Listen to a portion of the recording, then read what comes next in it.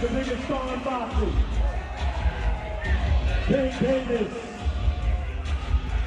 And joining the beat of the game is Miami resident hip-hop star, influencer Ruby Rose. We understand the talent difference, the experience difference. We understand all of that. But the size, the pure, and we understand small guys can beat big guys. We just saw Crawford do it to Canelo. Wait, I thought it was 190. Dean, that's bad. Because you know what that tells me? That tells me that even he recognizes that he's too big for him. Yes. He recognizes that he's too big for him. The face-off between Jake Paul and Gervonta Davis on Netflix Uncut turned into a tense moment that instantly caught everyone's attention. The atmosphere was thick with energy as Tank suddenly pushed Jake Paul during the stare-down, showing that this fight had more emotion than just hype. The two exchanged words right after, their expressions revealing a mix of confidence and irritation. Many viewers pointed out how small Tank looked standing next to Jake, with some calling the size difference shocking. However, others argued that the difference in height and build might not matter as much as people think, since skill and timing could still make it an even contest. At the end of the day, I gave this little guy an opportunity. He should be thanking me. I'm paying him. I'm his boss. He reports to me, and I'm going to fucking son him on November 14th. So fuck you, little man. You paying me? Are you paying me? Yeah. 100%? 100%. Facts? Correct. Yes? Correct? Correct. I'm your Teddy Atlas, a veteran boxing trainer and commentator known for his sharp insights, analyzed the face-off between Jake Paul and Gervonta Davis and immediately focused on the size gap between the two fighters. In his view, the difference wasn't just noticeable, it was overwhelming. He described Jake as towering over Tank, saying the smaller man would need a ladder to even reach Jake's chin. For Atlas, boxing has always been about skill, timing, and willpower, but physical dimensions still play a key role when the gap becomes extreme. He drew a comparison to when Canelo Alvarez moved up to challenge Terence Crawford, noting that even though Canelo stepped into a heavier division, right? They should also have like the size of the ring, the size of the glove, all that stuff. Particulars should be in the contract. But I would probably look for one thing that is not the common thing to have in a contract if I'm Tank. A ladder. A ladder. Can I get a ladder? Somebody? You know what I mean? Hey, look, if he hits him on the chin the way he can punch, Jake might be doing a dance. You know what I mean? Not voluntarily either. But we'll get into that more later. The thing that I'm talking about right here is what you said. It was stark. The size difference was really, you couldn't ignore it. We understand the talent difference, the experience difference. We understand all of that.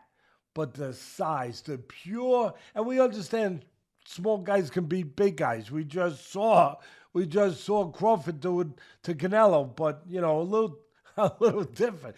The size difference was, it was eye-catching, jaw-dropping.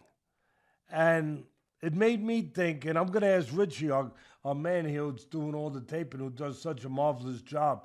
I'm going to ask him, because I know he's an expert in this area, but it reminded me of one of the Rocky movies where they had the face, where they did the wrestling thing with Rocky and Hulk Hogan, a.k.a. Thunderlips. He was Thunderlips back there. And I thought I had it right, and it was confirmed to me. Greg Hackett, a respected boxing coach and trainer, shared his thoughts on Gervonta Davis's approach and expressed confidence in Tank's mindset.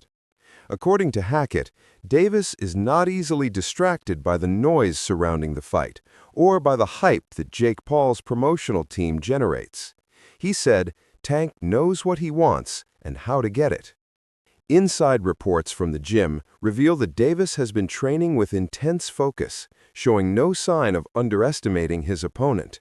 His to try to keep you fresh and this and that, keep your name hot. You got to stay in the algorithms. It's just a lot of pressure on fighters. And I feel like Tank being at, what is he, 30 years old? and you got kids. See, what people forget about is it come a time in a man's life where he just wants to slow down.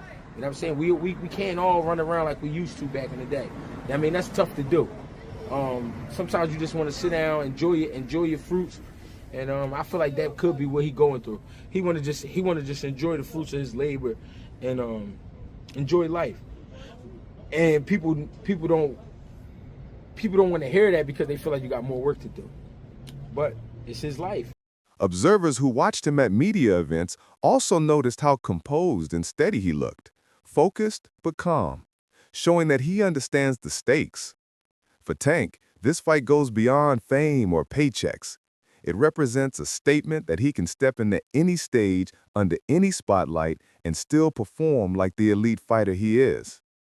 A win here could elevate his name in mainstream circles, giving him the same attention that YouTubers and influencers enjoy, while proving that pure skill still triumphs over spectacle. In the press conference, and you can just look at him and tell, like, no, this dude he's going to get this money for sure, because there's so much money out there to be had.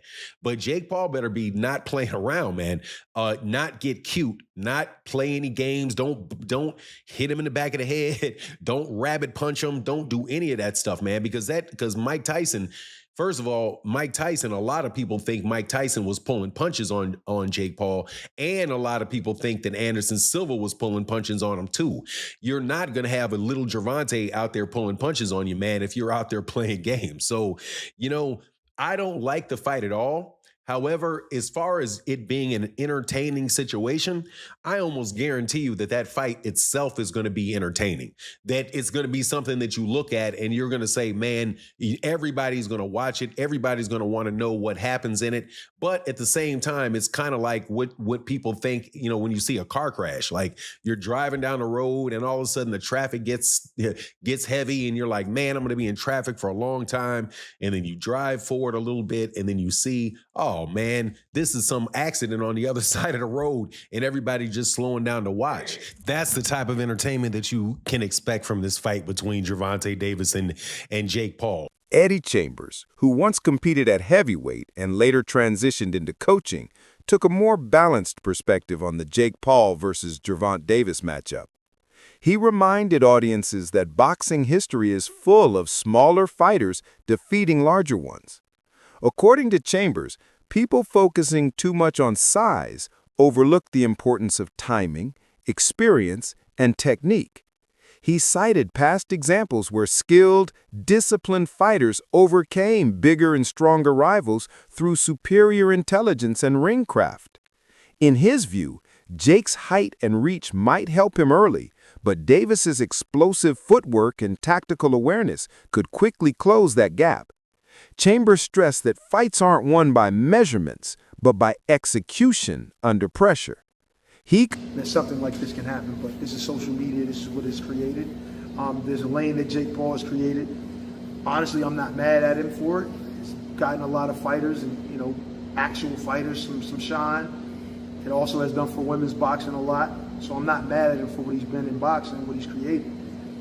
This is a little crazy right here. This is a little crazy. And a lot of people will say, Tank is too small. Let me tell you something. Anybody that gets in the ring with Tank that is not a damn dinosaur is going to feel something from it. And it ain't going to be easy to hit it. Got boxing IQ. He may not sound like an intellectual guy when you hear him talk, but he knows the ring inside and out. So there's nothing that Jake Paul can do aside from make it extremely ugly by grabbing him and probably trying to throw him to the ground. I don't know what else, bite him. I don't know, but I mean, the skill level alone. Now, of course, there is a size difference, a height difference, and all that. But he's just going to struggle so much landing a shot. It's just going to look bad. To me, this is the way I see it. It's going to look bad. Tank is going to be too fast. And the punch, I believe, I'm not saying it's going to knock him out or, but he's gonna feel it. Timothy Bradley, a former champion turned analyst, offered strong support for Gervonta Davis, labeling the fight as easy money for Tank. Bradley's confidence stemmed from the contrast in their professional experiences. He pointed out that Davis has spent years facing skilled opponents who understand the rhythm and danger of real championship boxing, while Jake Paul has only fought a few professionals, many of them retired athletes or crossover celebrities. Bradley praised Jake for his work ethic and for bringing attention to the sport, but he argued that stepping into the ring with Tank is a completely different world. Davis's ring IQ, timing, and composure under fire make him a far more seasoned competitor. Bradley believes the outcome will reflect the difference between natural-born fighters and latecomers to the sport.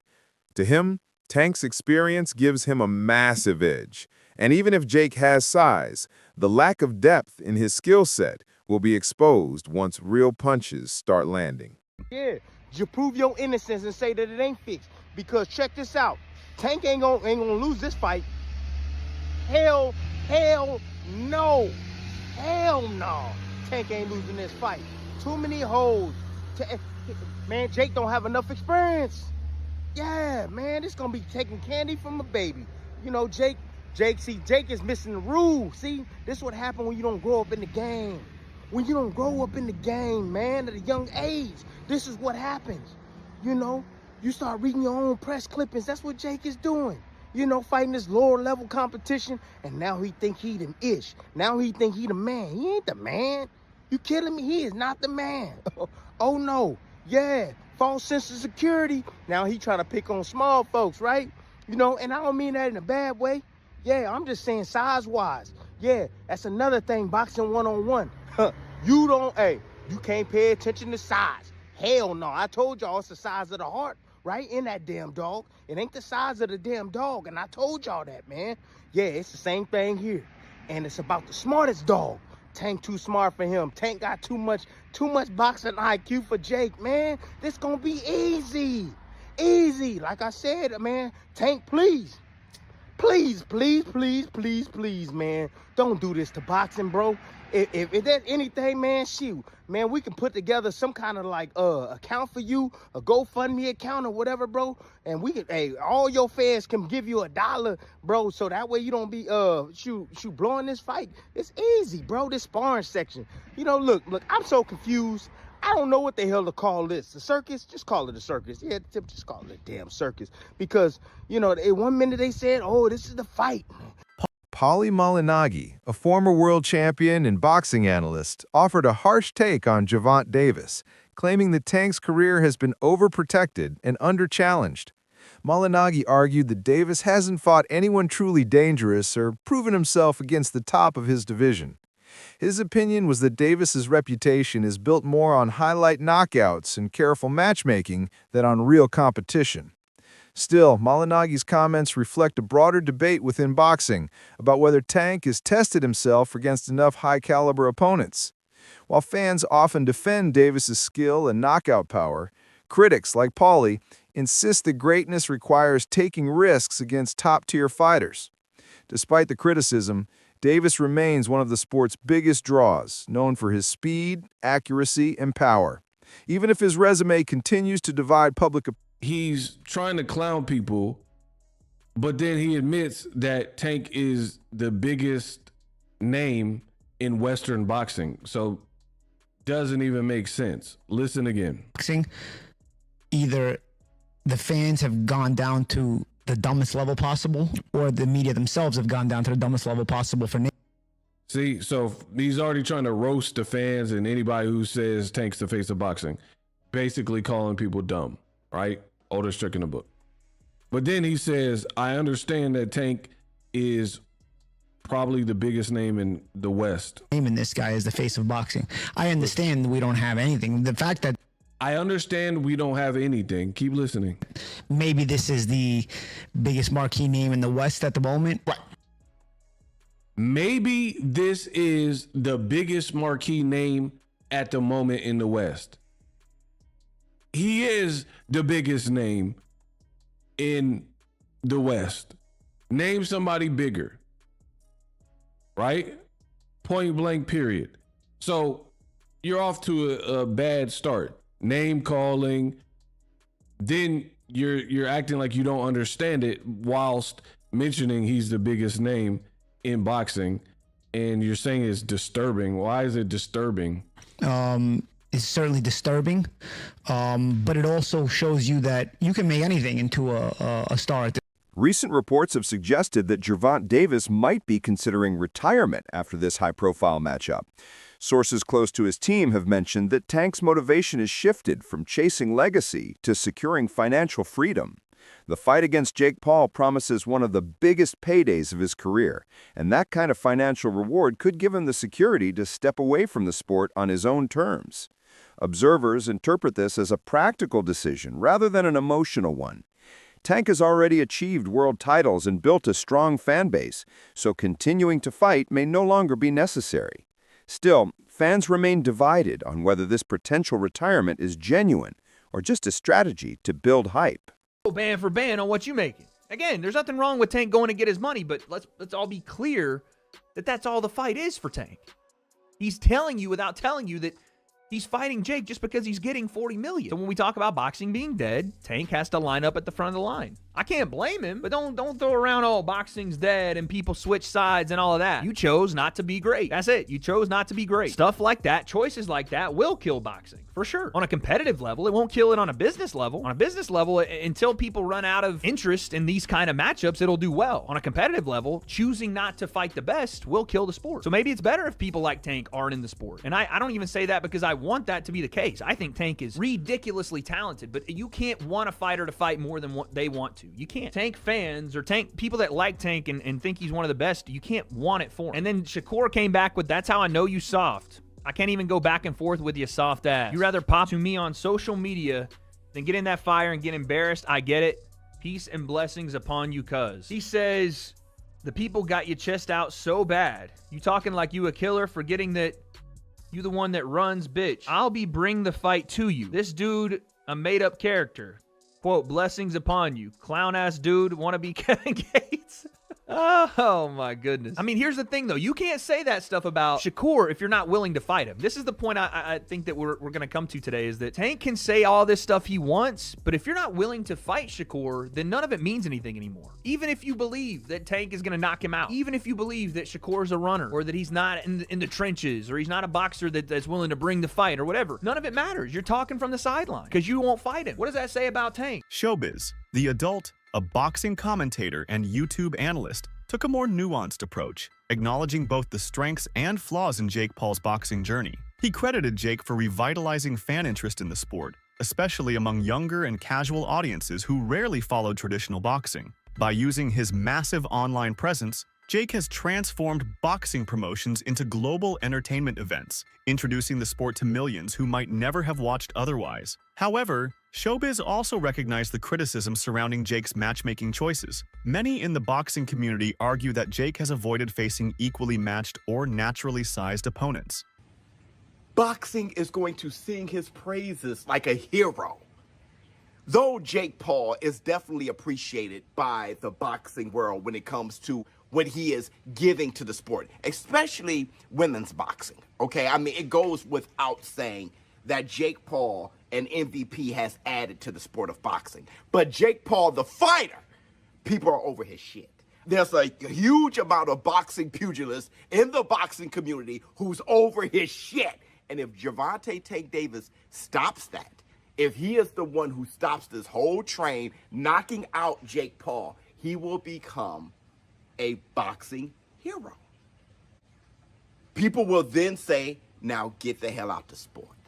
And I'm talking about from a fighter's perspective. That's what they're going to say. Now, it's not going to go on either one of their official records because it's an exhibition. But it doesn't matter because optically, visually, seeing that go viral, and I mean go viral, and Jake Paul will never hear the end of it. Help you up. We're going to see about it. Help you up. We're going to see. Because Gervonta Tank Davis is not only a real boxer, he's a real boy. He's 5'5". He's a lightweight. Skills pay the bills. Let him knock out Jake Paul, give him Bambi legs, or knock him down. Gervonta Tank Davis, that moment will go viral, and he will be a far bigger well-known boxer than he is today, and he will also be a hero. And that's the Black Two Sugars. Daniel Cormier, a former UFC champion and respected sports analyst, offered a blunt critique of the upcoming Jake Paul versus Gervonta Davis fight. He argued that the matchup feels more like a business decision than a genuine competitive contest. Cormier questioned the logic behind the fight, saying that Tank is not fighting out of financial desperation, so the bout seems unnecessary from a sporting standpoint. He labeled it boring, not because of the fighter's abilities, but because the outcome feels predictable to him. The fight appears more designed to stir social media engagement and curiosity than to advance boxing's reputation. Cormier's comments reflect the frustration of many traditional fans who feel that entertainment-driven matchups are overshadowing true competition. Still, his remarks add another layer to the conversation, highlighting how this fight has blurred the line between sport and spectacle, with fame and money now playing as much a role as skill and legacy. Wait, I thought it was 190. Dean, that's bad. Because you know what that tells me? That tells me that even he recognizes that he's too big for him. Yes. He recognizes that he's too big for him.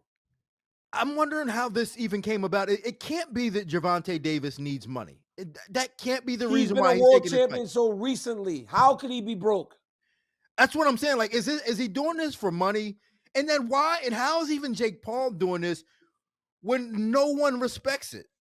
Like, I can't think of anybody that respects this. But Jake Paul has been able to carve out and make his own lane in boxing, and I've never seen anything like it, bro. He literally, I mean, we don't know what weight class he fights in any situation.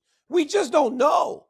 He kind of makes his own rules. He makes his own rules. And it seems like people are playing by those rules. I remember a couple weeks ago, the WBC and the Jose Suleiman was very upset that he wasn't going to be able to put the belt on the winner at Canelo versus Crawford. That's the thing that's happened since the beginning of the time. Those guys are very powerful in boxing. But with Zuffa boxing, it was almost like that power was getting stripped away. They were very disappointed. But how can you take those sanctioning organizations seriously when they are sanctioning this?